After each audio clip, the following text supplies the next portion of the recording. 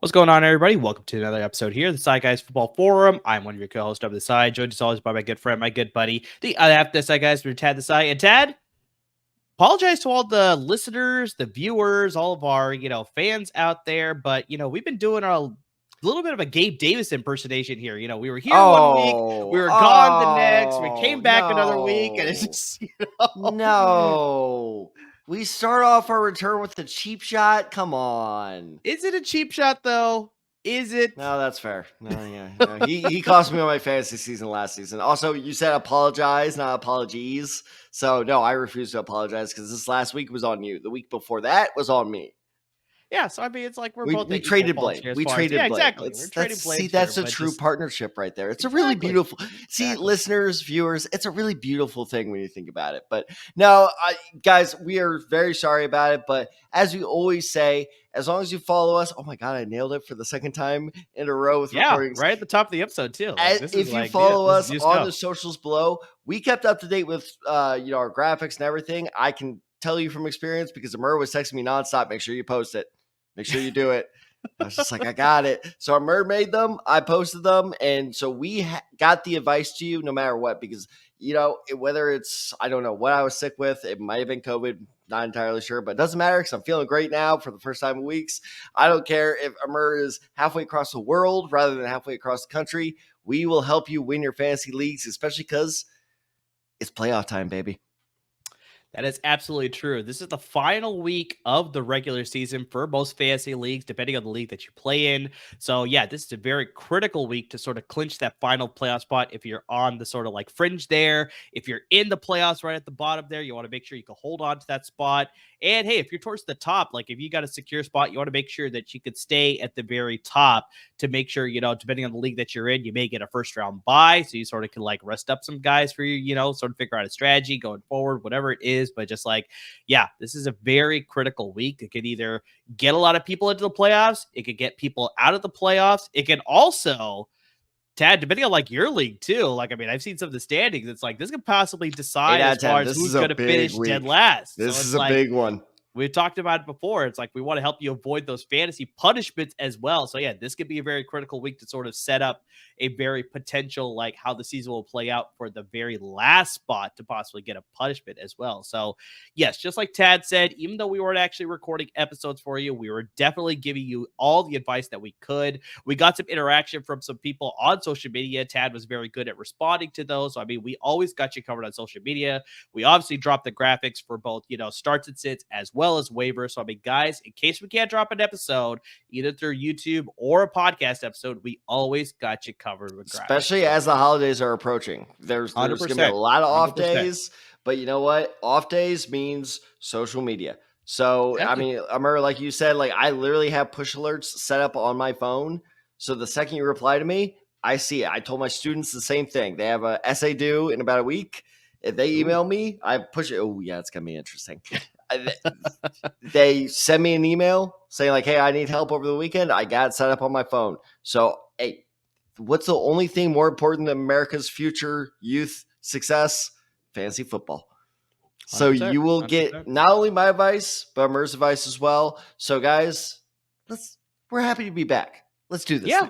100%. Let's get into it here because, like I said, Tad, this is a very critical week. You talk. You got to stretch it out. You got to stretch it out. It's been a bit. It's been a bit of time. I'm not planning on a rant, but you got to just prepare just in case. You never can plan for one. I feel like it's very spur of the moment. I mean, like you said, I'm 2 games out of last place. This is a very stressful time for me. Exactly. But, Tad, before we get into our Week 14 starts and sit picks here for this week, we definitely have to give a shout out because we definitely, like going on top of the graphics like we did our waiver wire picks, we did our start sit picks. We've also been dropping picks for our underdog picks because they remain a wonderful sponsor with us, and we definitely need to give them a shout out here at the top of the episode. I mean, just Tad, they're a wonderful and easy way to sort of get into some fantasy action, some betting action as well. I mean, there's a lot of different things you could do. You could do the thing that me and Tad usually do. It's called a pick 'em, where you pick anywhere between 2 to 5 different prop bets for all different sports, not just the NFL. They got you covered with the NBA, NHL. They got college football as well. College basketball is going on right now. That just started really soon. So I mean, just there, any sport that you want to bet on, you just got to pick anywhere between 2 to 5 prop picks. Depending on how many picks you make, you get that much more of a multiplier on top of your bet. And it's just really easy to do. Like, I mean, you go through the app, you can go through the website. It's just a lot of fun to get into the action, and just a really easy way to just have some fun as you're watching the games going on. And Tad, you already put it up there, but we got a great promo code to get you into the action, courtesy of our good friends at Underdog Fantasy. Use our promo code DESAI. You see it right there, DESAI, and you could double up on your initial deposit of $10 or more, up to $500. I mean, Tad, if you deposited $500, they will match dollar for dollar $500, so you can bet with up to $1,000 on their betting platform just by using our promo code. It's just a fantastic offer to take advantage of right here during the holiday season to make some, spending money as you get ready for Christmas shopping, Hanukkah shopping, whatever sort of holiday shopping that you're doing. Get some free money from Underdog Fantasy because, yeah, it's just a great promo code to use. That promo code, once again, is DESAI, DESAI, and you will double up on that initial deposit of $10 or more, up to $500. I mean, just a great way to get into the action. I mean, Tad, we've both been using the platform. It's just been really easy to get into, and honestly, it's been a lot of fun. Not just you and me have been getting really into it. I swear to God, this is a 100% true story. I've been dying to say this, tell this story on the podcast. Please do it. This is a great I think I know story. where you're going. I swear to God, this is 100% true. So my friend Matt, who we've mentioned several times on this podcast, started using Underdog. He made the mistake of not using our promo code, but he started using it. Unfortunately for him, because it turns out the promo code he did use, it's not as good as ours. We have the best one. I'm not just, exactly. Guys, I swear to God, I'm not just saying that. I actually asked him. It's not as good. So first off, our promo code is the best. But so by name alone, it's the best. Exactly. And then on top of that, there are several stories I need to tell. It's been quite a while since we've been on. So as he's like, lighting up the fantasy football group me with, have you guys heard this Underdog thing? And I'm like, oh, come on, man. I was like, come on. Yeah, like, tell me you don't listen to this podcast. That tell me you don't listen to this podcast.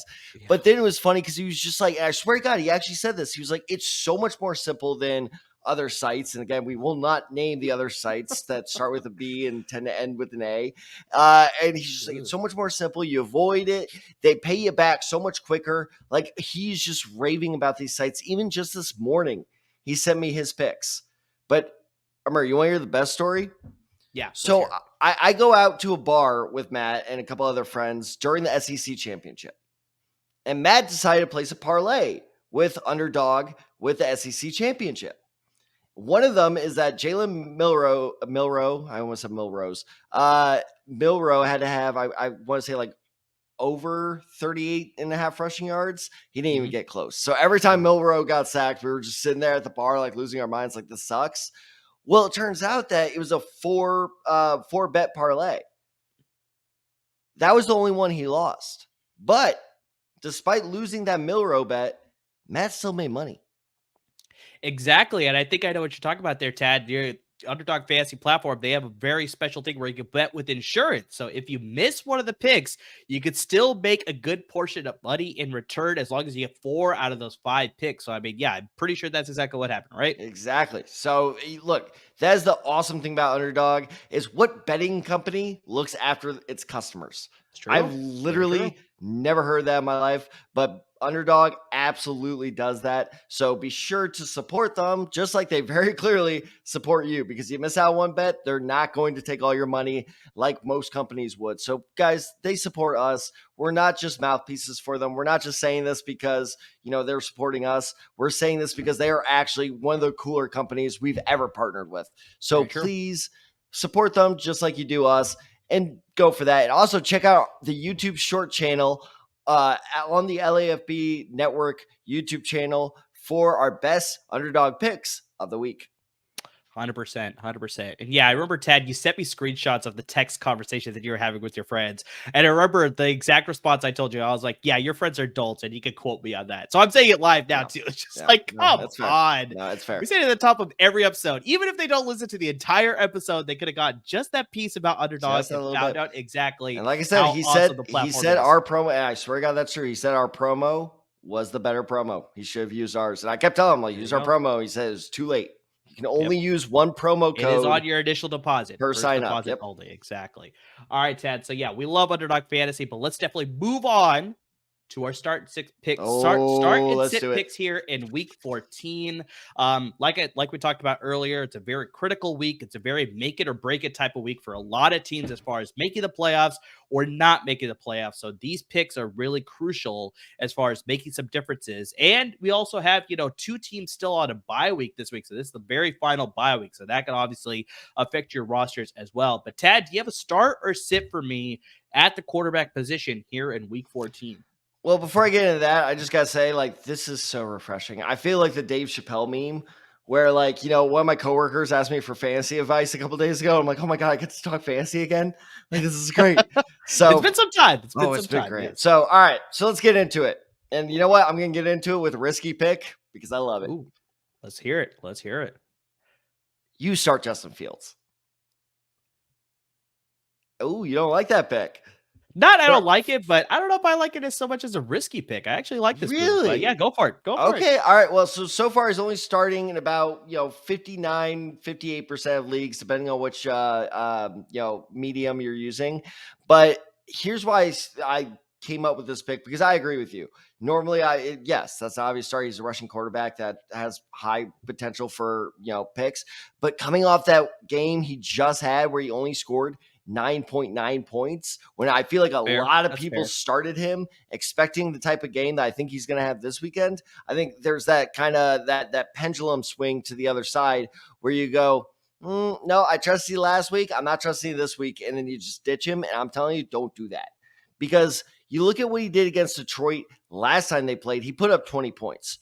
Nothing amazing, but if my quarterback puts up 20 points, let me tell you, I have Patrick Mahomes on my main team right now. If he puts up 20 points right now, I would be very, very happy with that. So if he can repeat that performance, I'd be very, very happy. And it's actually funny because I was doing, as I do, some more kind of stretched out stat research after I made this pick. He found his rushing game again. And I know what people are going to say, he never lost it. Yeah, he did. It's a long season, and people forget at the beginning of the season, he only went for over 50 yards once or twice through the first 4 weeks before he got hurt. And people were saying, well, is he trying to be a true passer? Or are they trying to preserve him? What's going on there? So since the Broncos game where he rushed since he rushed for 25 yards in week 4, he's gone over 50 yards in the last 4 of the 5 games he's played.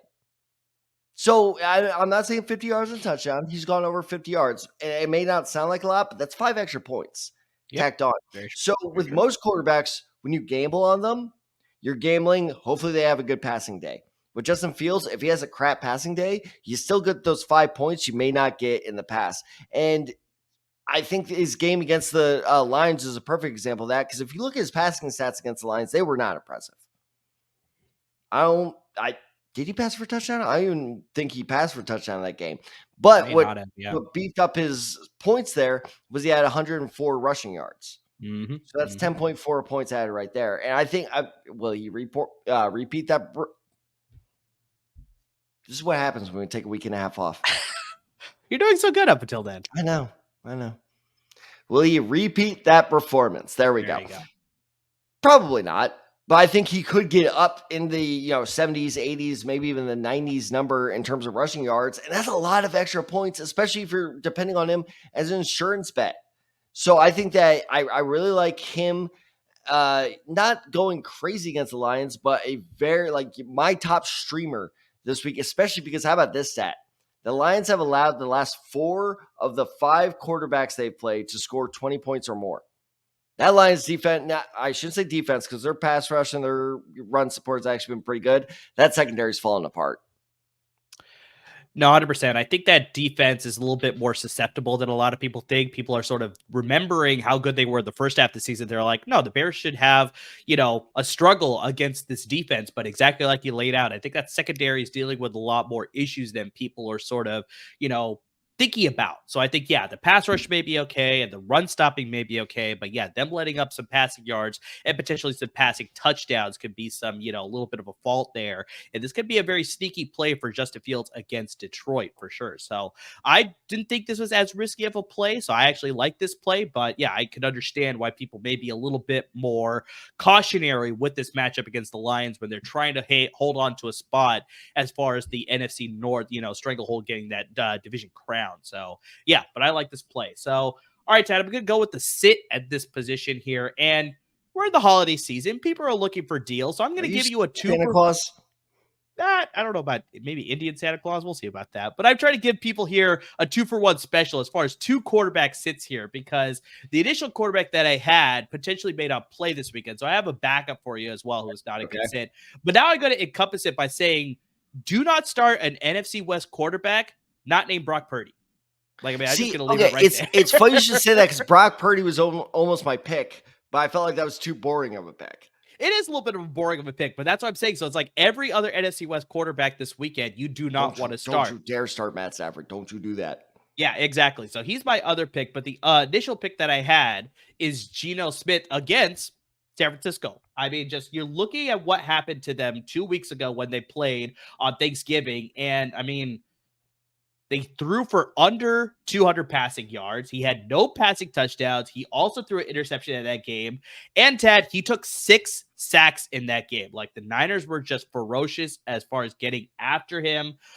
Niners are also coming off a very impressive win against Philadelphia where they held them to under 20 points in an NFC Championship rematch. I was at that game. I was very, very ecstatic about that win.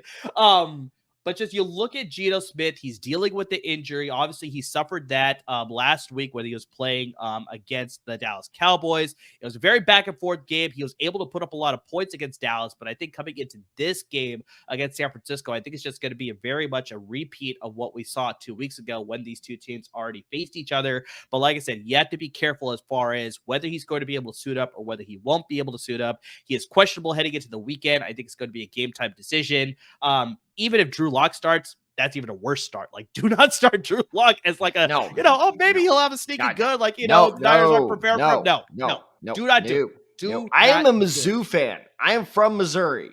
Don't do it. Don't do it.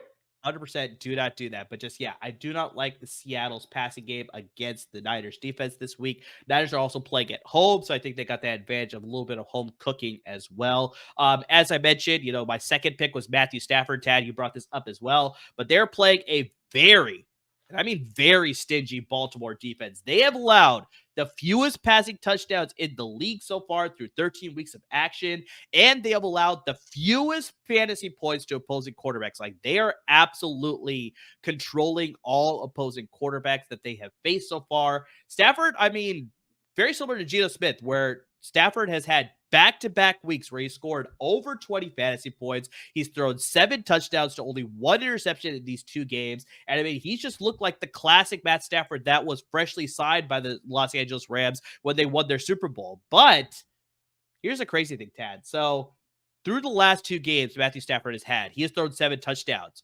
Through the other 9 games that he has played in this season, because he did miss 1 game due to an injury, he's thrown 9 total touchdowns. 9 games, 9 touchdowns. That's not great as far as something that I want from a fantasy starting quarterback. He has to be getting near 40, right? I think he's 38, if I remember correctly. I'm on he's close to 40. He's close to 40. For 38 and pre-injury prone, it's not bad, but for fantasy-wise, that's pretty bad.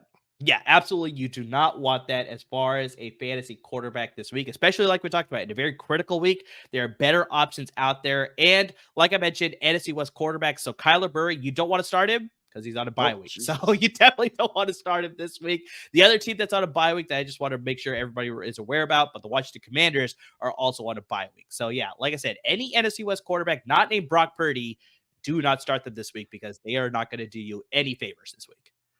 You just know there's some poor soul out there that's like, should I replace Sam Howell with Justin Fields? It's like, God bless you.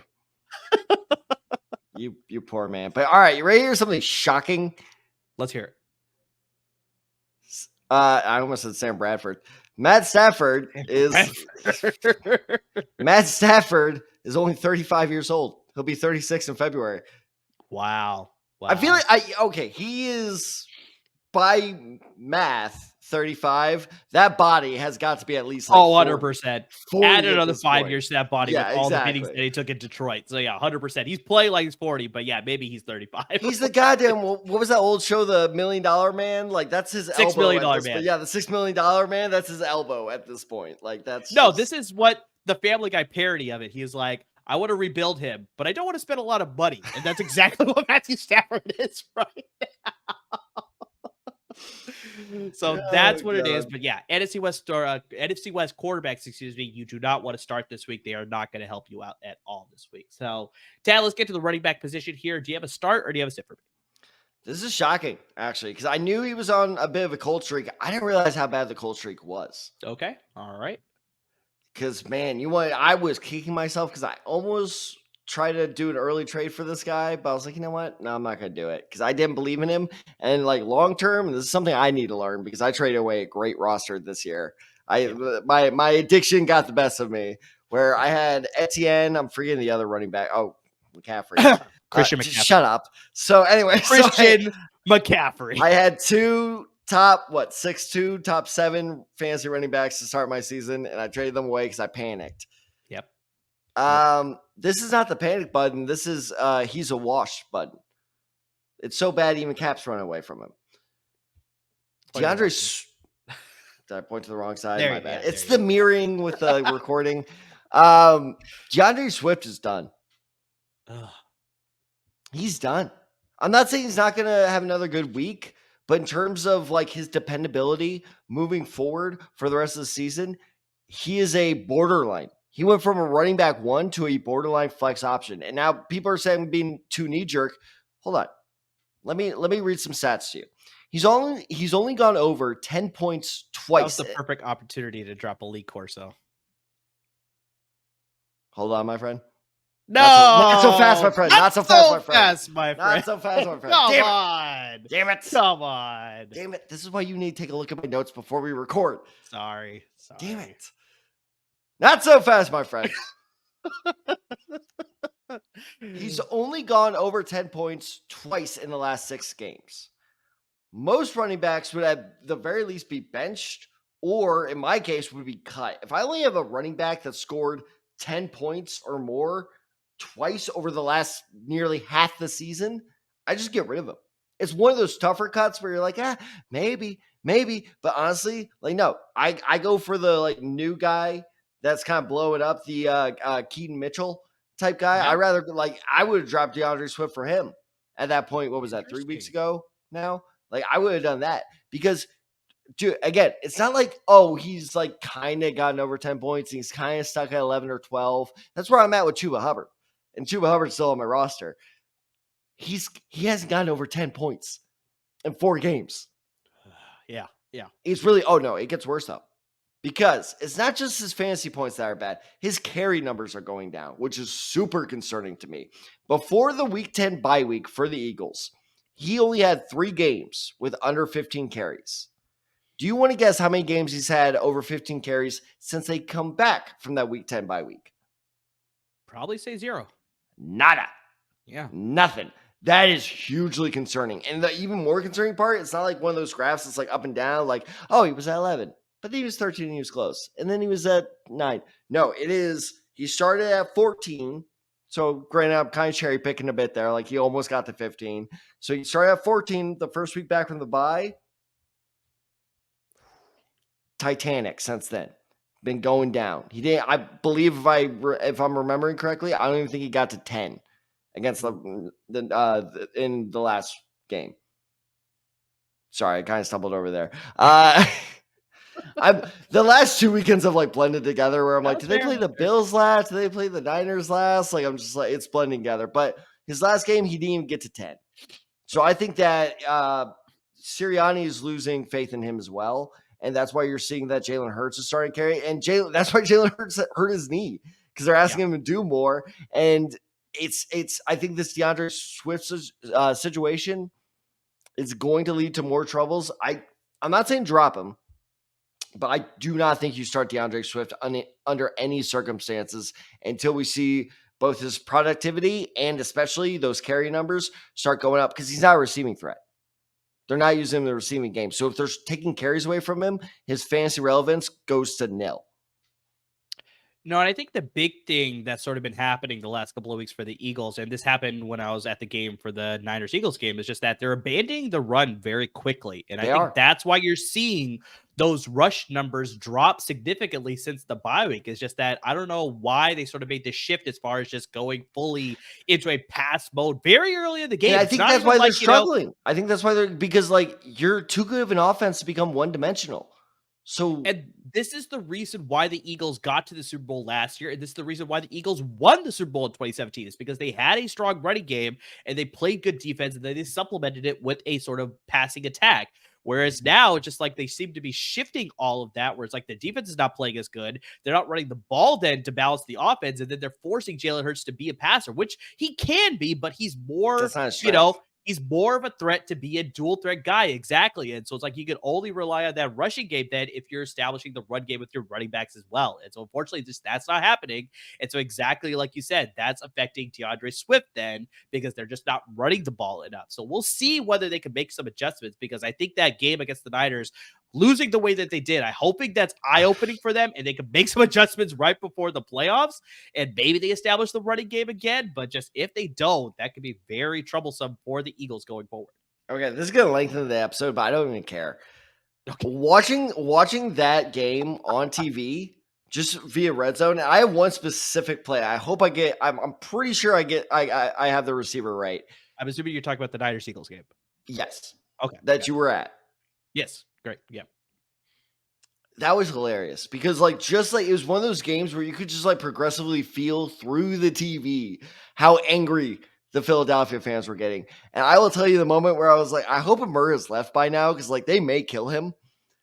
Was it the Surprisingly, they're all right. Surprisingly, they were all right. Wow, because they were brutal at the Super Bowl.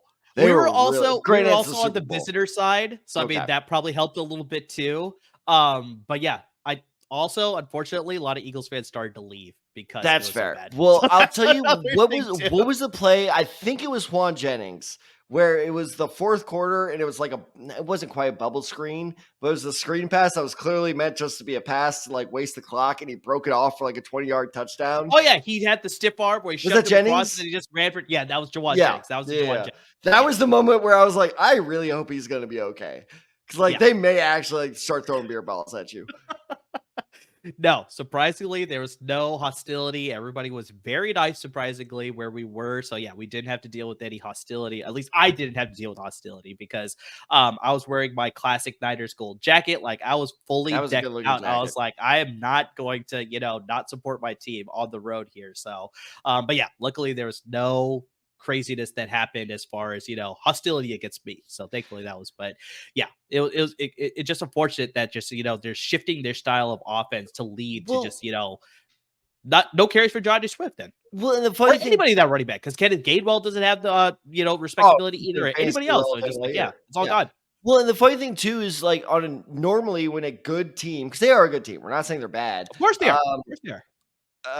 When a good team gets blown out like that, I'm usually all in on the next week, because I'm just like, let's do this, baby. But unfortunately, their next opponent is the Dallas Cowboys in prime time. And I'm not saying they're going to get killed. I'm not saying they're going to for sure lose.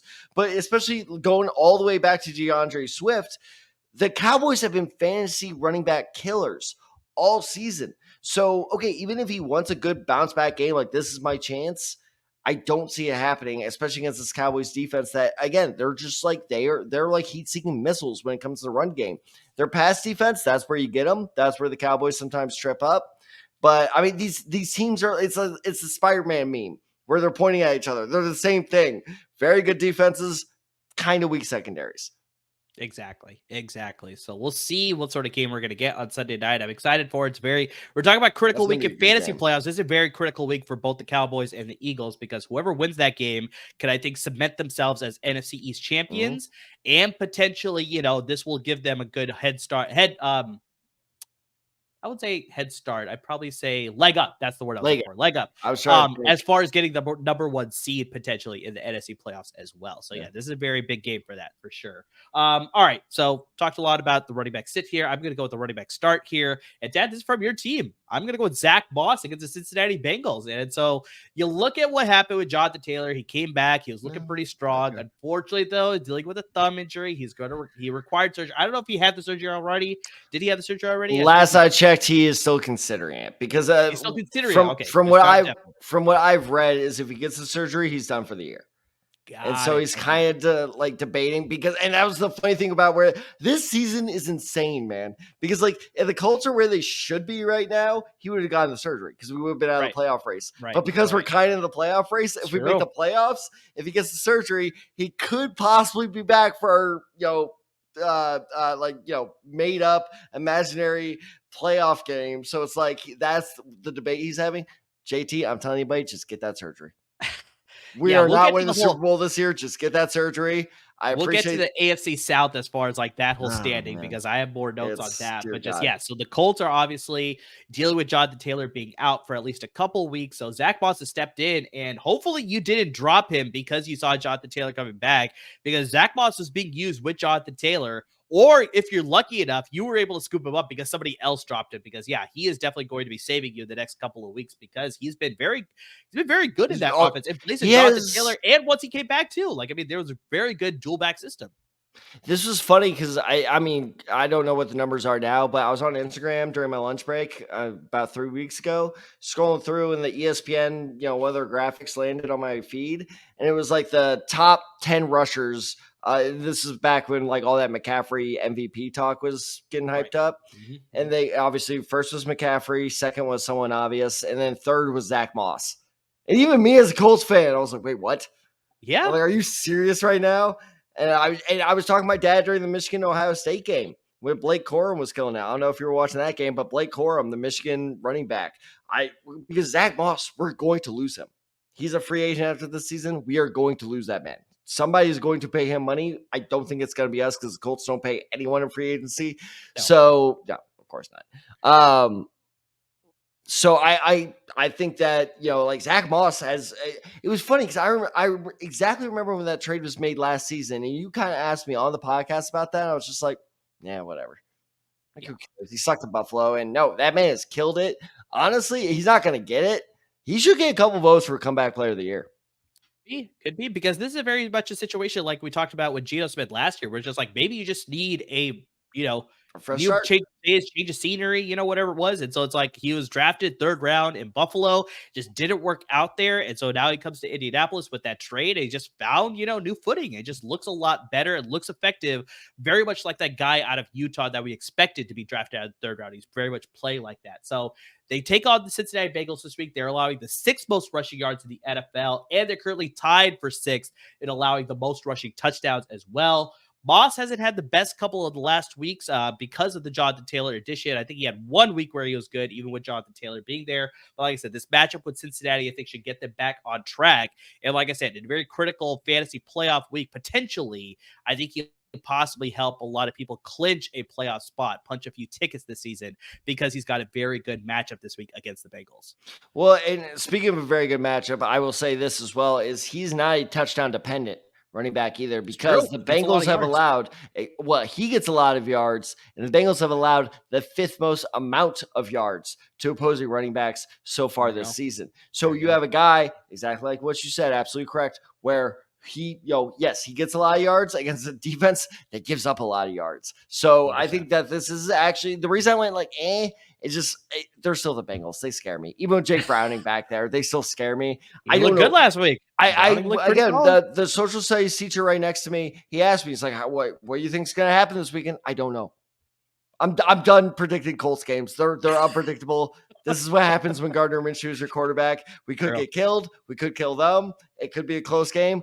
I don't know. And trust me, I'm not being a hypocrite here because, well, I kind of am, because I'm being forced into it. I have to start Joe Mixon. I'm just praying to God, just give him 30 touches like you did last week, and hopefully my fantasy team should be okay. But I am very, very nervous about starting Joe Mixon. I almost trading, because American can attest to this. I almost traded him earlier this week just to get that anxiety off my conscience, but I decided against it. It's just, I don't know.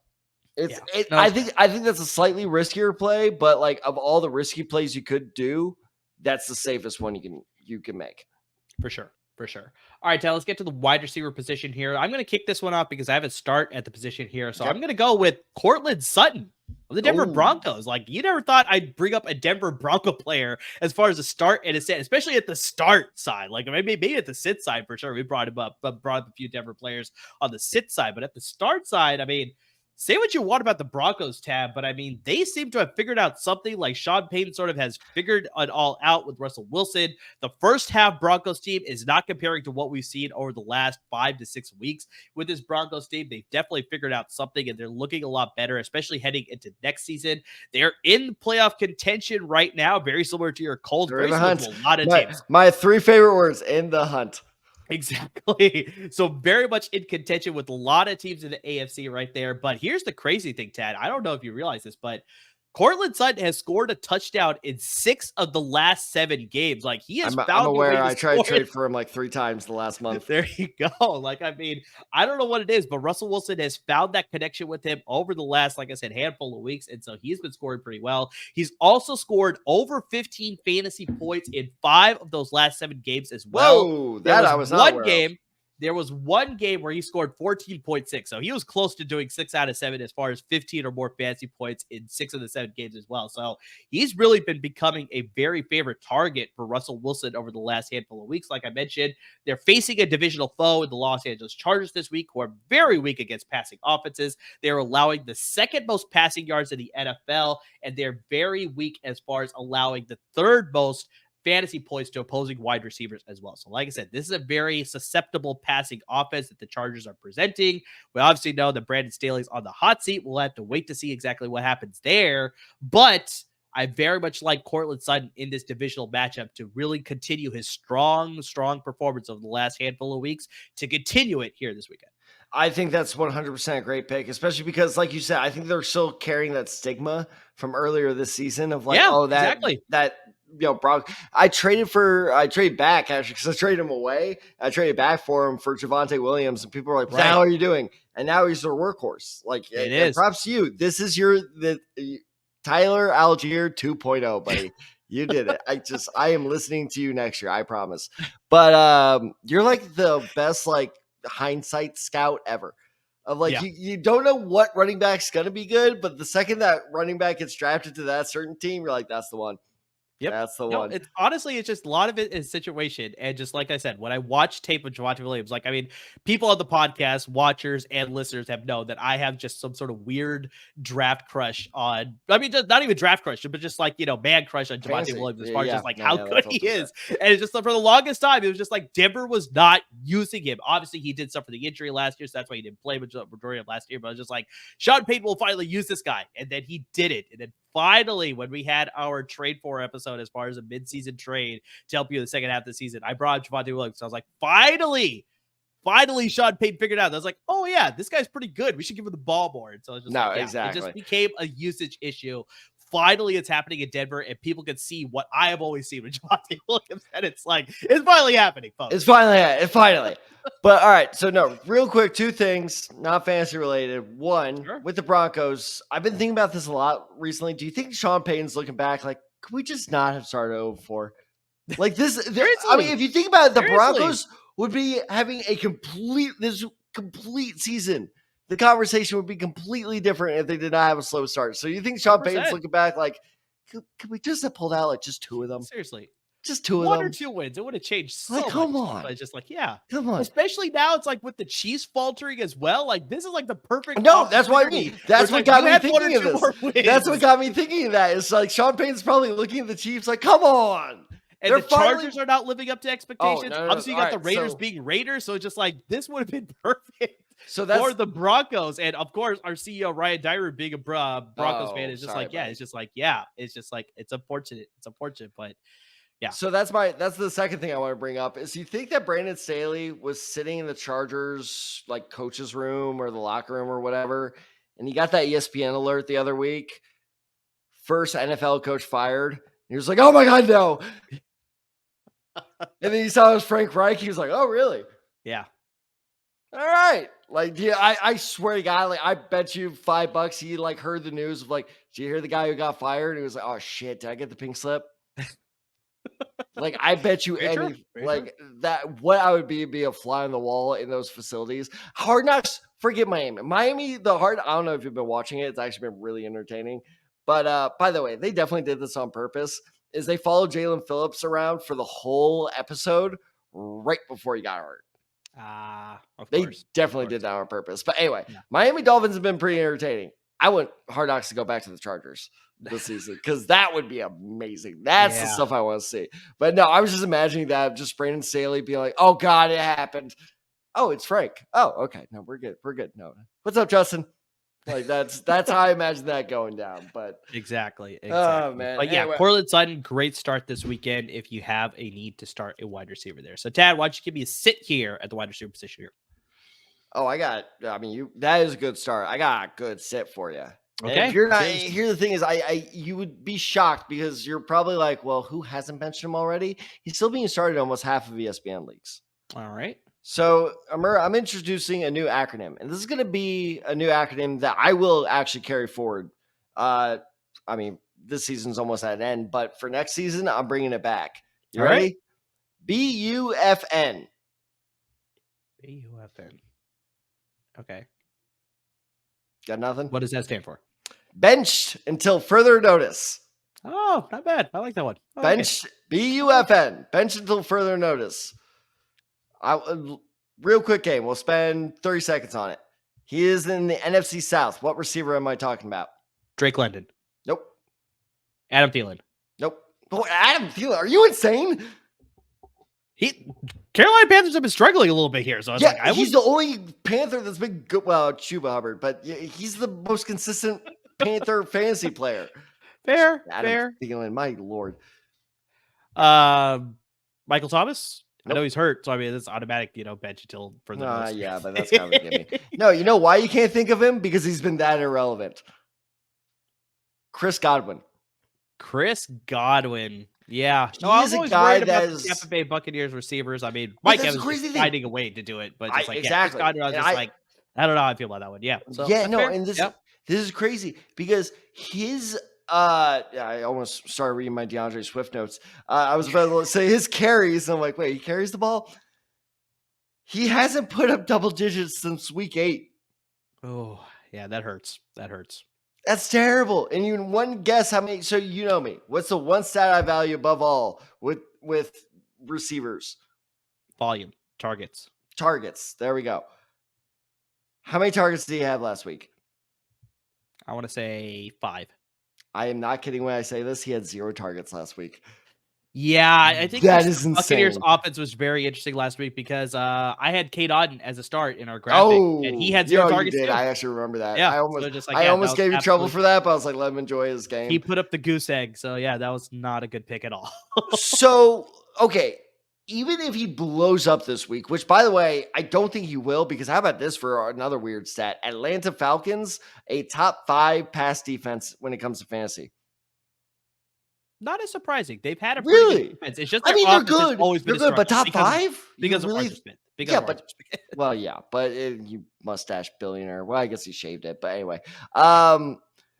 But really, you're not that surprised that they're top 5 because I knew they were good. I was top 5. Okay, yes, top 5 is a little bit surprising. Yes, but them being a very good pass defense overall, that doesn't surprise me. No, it doesn't for me either. I was expecting like 11 or 12 while I was doing my research, and then I figured top 10. I figured 100% top 10. Wow. But yeah, top 5 is a little bit surprising. Yes. Okay, well you're smarter than I am. So, we probably knew that already. But see, I beat you to the joke before you could get there. I wasn't gonna go. I wasn't gonna go there. You were. Shut it's up. Our first week back. I wasn't gonna go there this early. Come on. This early. Yeah, no, just closer to Christmas time. Just closer to the. I was gonna give you a pass on that one. Come on.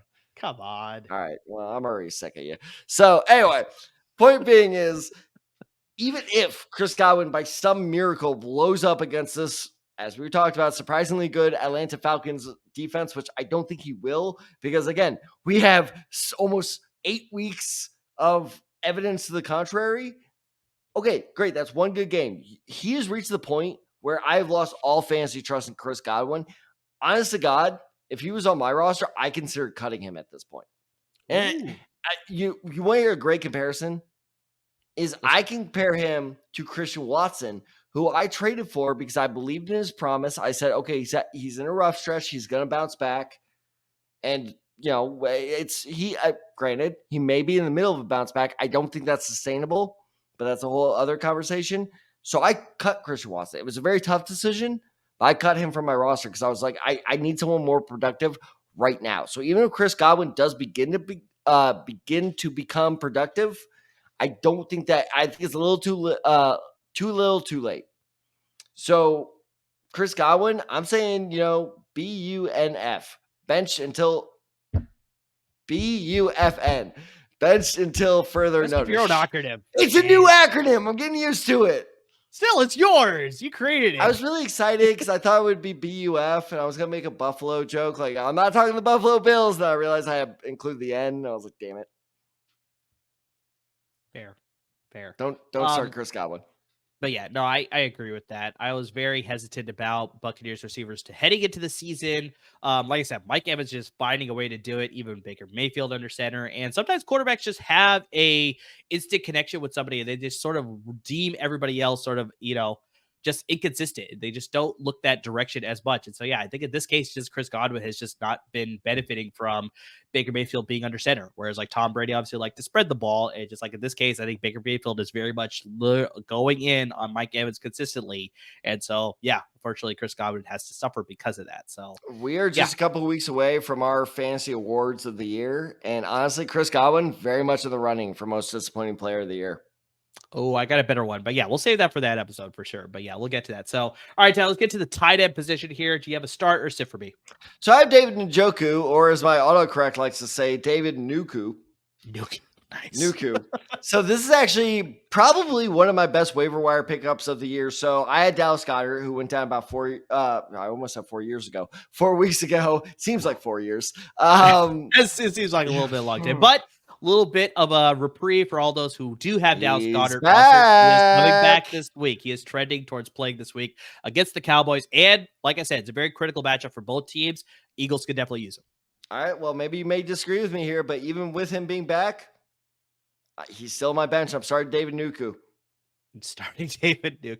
Yeah, I think that's fair. I think it's a little bit risky, especially coming up fresh off the injury. Sure. Like I said, it's just you're not sure how it's going to go. Whether they're going to use him a lot or what it is. Yeah. On top of that, you're looking at, and trust me, he was one of the people I was the most angry with last week because he is coming off 4 straight games of 8+ points. Ever since it's kind of weird. When Deshaun Watson's in, he does a lot worse. When Deshaun Watson's out, he's been exploding. Ever since Deshaun Watson's been out, like I said, 8+ points, 10+ points in one of those games, which doesn't sound great, but when it comes to tight ends, that is an extraordinary amount of consistency that does not usually come from that position. And the reason I put him as a start is because he only scored 2.7 against the Chargers last week. But I really think that he is going to bounce back here for 2 reasons. One, it's not like he wasn't targeted. Joe Flacco threw it at him 6 times. 2, that mother effer Harrison Bryant vultured a touchdown from him. I was so angry. I was cursing at my TV when I saw that. So Flacco, which by the way, I'm so happy we got to see Joe Flacco, who looked pretty good, actually. He looked pretty good. Yeah. I don't know if you saw the highlights, but I think that, Njoku is still going to see a fairly good, I think his production may dip a bit, but he is the most consistent weapon on that offense right now, especially with Amari Cooper dealing with everything, I guess. Like that dude seems like he's just hurting everywhere, and I don't blame him because they are just driving him into the ground. But I think that David Njoku will have a more productive week than he did last week. So I think Njoku is a pretty safe bet to start this week if you just exactly that. If you're just like, I don't want to worry about tight end, can you just get 7 or 8 points?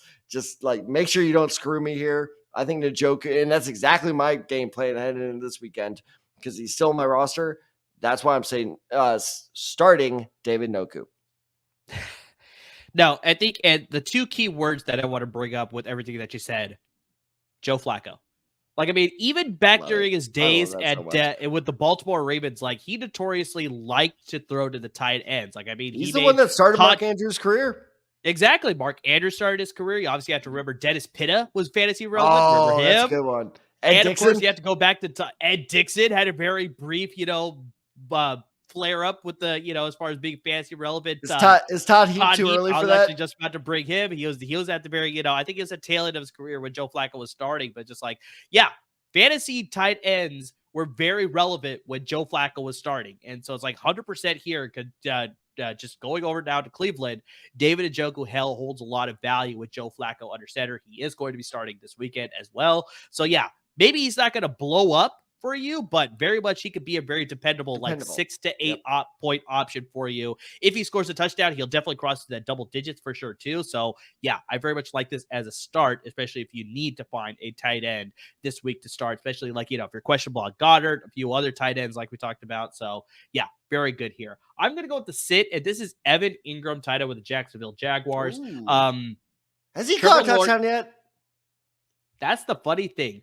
Last week, he caught his very first touchdown. And this is why I have him as a sit, because you also have to look at the fact that Trevor Lawrence is dealing with an injury. He is currently listed as a game-time decision. We don't know whether he's going to play or what. Right before we, sorry to interrupt you again, but right before we started recording, I just saw a tweet that CJ Beathard was told to start prepping as if he will start on Sunday. Yeah. So if CJ Beathard still in the league. Former Niner CJ Beathard. I'll take that. So, but CJ Beathard is obviously a drop off in talent compared to Trevor Lawrence. I mean, I'm just a little bit more worried about this offense overall. Ingram is like we talked about, Tad. He scored his first touchdown of the season last week. He had his best game of the season by far.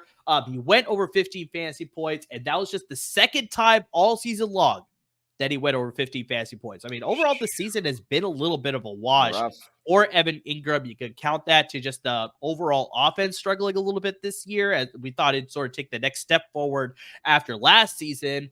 Calvin Ridley coming into the offense, maybe that played a factor as well. I think that could be a big thing. But I think the big thing too, Tad, is that they're playing the Cleveland Browns that we just talked about, and they still have a very good defense. And if Joe Flacco can continue to play that he played last week, then I think this Browns defense, this Browns team overall, can still be very much in that conversation to grab a playoff spot, maybe even play for that the AFC North title crowd there. But the Browns are allowing the fewest fantasy points to opposing tight ends right now, and overall, they're one of the top passing defenses in the league. They're allowing the fewest passing yards in the NFL, and here's the big one: lowest completion percentage. So people are not even completing the ball against this defense, this pass defense specifically. So yeah, with that case, I think you just had to count last week for Evan Ingram as a little bit of a fluke.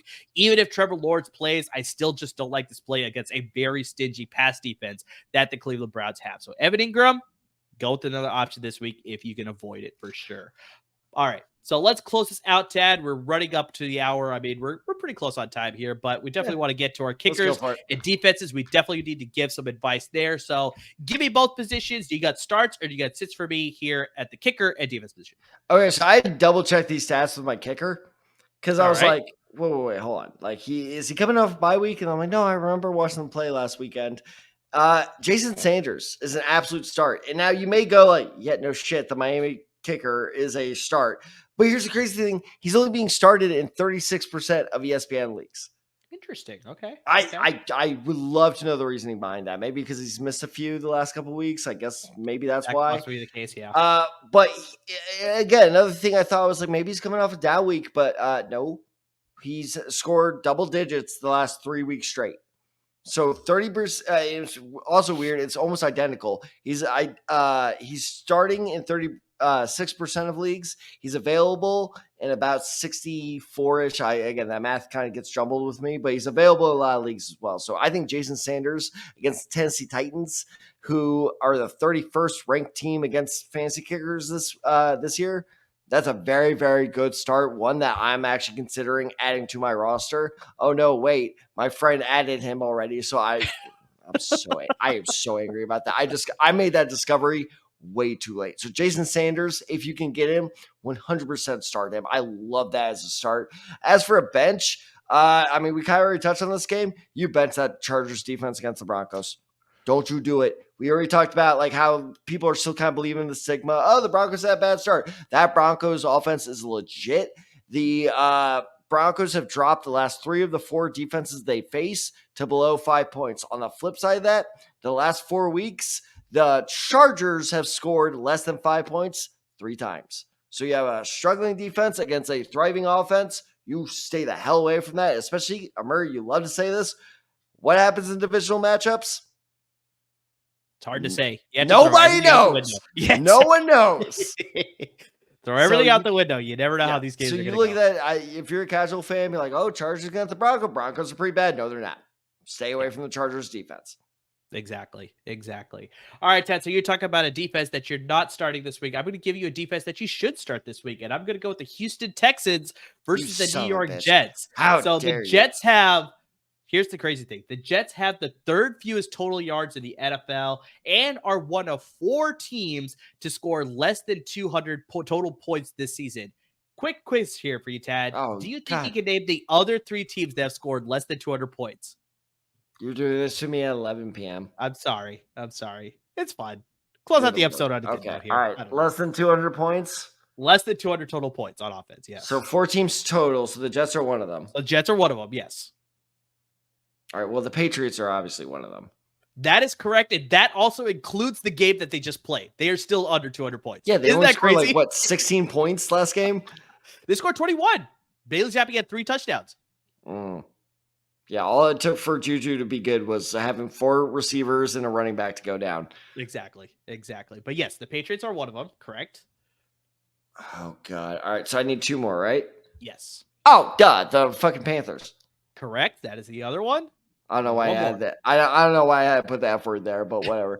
Well, they have been pretty bad. So, I mean, yeah, I think it's, missing them would have been pretty bad. See, this is tough because they've actually been decent since they got back. All right, so to fill dead air here, I'm trying to decide between 3 teams, which ironically are all in the NFC, which shows you how horrible that conference is. It is either the Cardinals. Okay. I don't think I'm going to pick them because it doesn't feel right because they've had a couple good weeks. The Buccaneers. Okay. The Giants, but the Giants had a couple blow-up games where their offense looks surprisingly good.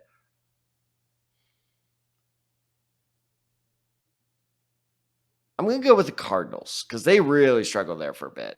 Those are good options, but you were close. So you did have the 3 teams like in contention. Those all made a lot of sense, but it is the Giants. That is the other team. So you were close there. Yeah, DeVito. You also have to attribute the fact that they got shut out in the very first week of the season. They've had a lot of just low-scoring games overall. So the Giants is the other team, but not bad. You got 2 out of 3 on that one. I'll take 2 out of 3. Like Houston is very much in contention of the AFC South crowd. Like we talked about, the Jaguars are sort of faltering here. The Colts are in contention. The Jaguars are in contention still. The Texans are in contention with the streak that they've been on, and surprisingly, the Titans are also in contention. So that AFC South is going to go down to the very last week of the season, I think, as far as who's going to win it. And so because of that, the Texans, if they can win this game, they can sort of vault themselves into being in contention to take the lead in the AFC South. It's a very big game. The Texans have scored 7 or more fantasy points in 4 of their last 6 games. And like I said, this Jets offense, they're going back to Zach Wilson. That's the other point I forgot to bring up. So I don't know how much better that offense is going to get. Has he quit yet? That poor kid. I feel so we'll see exactly how it's going to play out, but I very much like the Texans to be a very good start this week against the New York Jets. And as far as the sit, he's surprisingly been a very good kicker. I thought he was going to be a bad kicker heading into the season, but he's been very good for the Eagles. But I think he's actually going to be a sit this week. Jake Elliott versus the Dallas Cowboys. Last time the Eagles and the Cowboys played back in week 9, Elliott scored a total of 4 fantasy points. No field goals. They were all extra points. The Eagles and the Cowboys combined for 7 touchdowns in that game. All the extra points were kicked by Jake Elliott, obviously, and there's only 1 field goal in that game made by Brandon Aubrey. Like I said, it's a very crucial game. I think both offenses are going to be going back and forth. We may see 1 field goal for Jake Elliott, but overall, I just don't like him as a fantasy option this week. So I think if you go in another direction, that's probably going to be better. But sit Jake Elliott, who has normally been a good starter for you this season. I like to start this week for sure. Two things about this because it finally came back to my memory. But one, yes, absolutely, I completely agree with that sit because as someone who's weirdly, my kickers played the Cowboys like 3 times this year, and they've all been different kickers. They Okay. fantasy wise, they've massacred every single one. I know I talked about the Cowboys being running back killers; they're also fantasy kicker killers. So I don't care how good your kicker is. Also, I finally just remembered what led to the mix up between Jake Elliott or the 49ers and the Bills game is they were both terrible weather games. I just remember being like, how could Jake Elliott kick in that weather? And I said that with both games. There you go. There you go. So He's guys, good, but not good enough to beat the Cowboys. yeah, they are playing in Dallas. So, I mean, he does have the weather controlled there, obviously, with the Dome Stadium, but just still, I don't like this matchup at all. It's going to be very offensive heavy. So, I don't think it's going to get a lot of opportunities. Jason Sanders. That's a good pick. That's a good pick. All right, Chad. So those are our week 14 NFL start and sit picks for this week. But guys, like I said, it's a very critical week. It is probably the last regular season week for your fantasy football leagues. So, I mean, guys, if we didn't get to a decision that you need help with, hit us up on our social media handles. You got them down below. You got me on Twitter, on the side 23. You got Tad at Tad Decide 94. Got the show handle at the Decide Guys. And of course on Instagram at the Decide Guys as well. So please interact with us. Please hit us up. We are here to help you possibly clinch a playoff spot in your fantasy leagues. And I think, like I said, we say this every episode, avoid those fantasy punishments because this could be a very critical week for that as well. Just ask Dad because he's very much in that situation right now. This is gonna be but guys, please hit us up if you need the help. If we didn't cover something in the episode that you wanted us to cover, we're here to help you out with that. But I think the other way is just like I think we should be good for the next couple of weeks as far as recording. So I mean, make sure you're subscribing though wherever you listen to your podcast because I mean we may have weeks like this where it's like, especially like Tad said, with Christmas coming up, we may not record that week. So I mean, guys, subscribe. That's why you're always up to date with our podcast. Wherever you listen to your podcast, Google Podcasts, Spotify, Apple Podcasts.